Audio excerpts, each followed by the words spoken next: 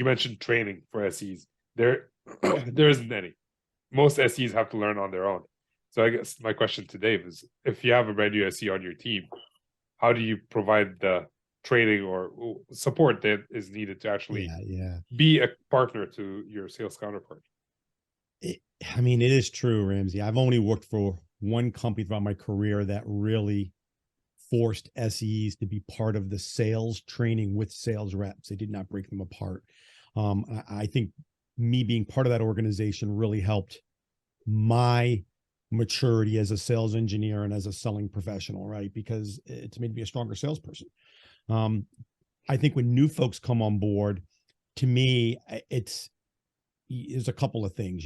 I obviously have milestones. I want you to be able to demo by a certain point, pitch, understand how to get technical validation.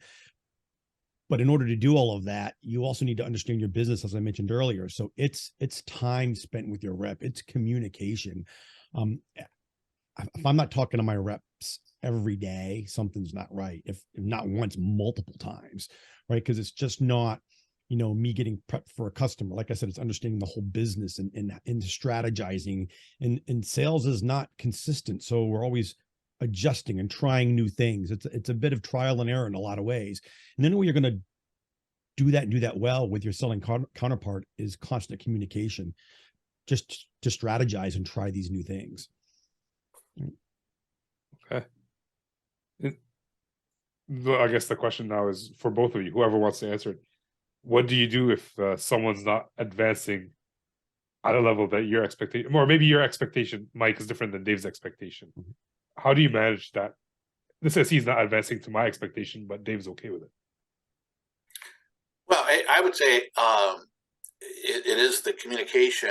And if I start to see little hints or red flags about the effectiveness of the SE, either in working offline directly with me or with the sales team, or it's obviously in a call or something went off in a call, there's an opportunity to prep before the call and then debrief.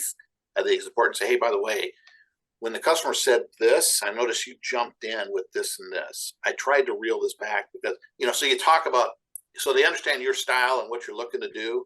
You can help, and in a sense that's train or develop, but help kind of morph them into how you can work together by prepping before and then talking about it right up, fresh on the heels of a call. Mm-hmm. And then next time you hope that person, works it.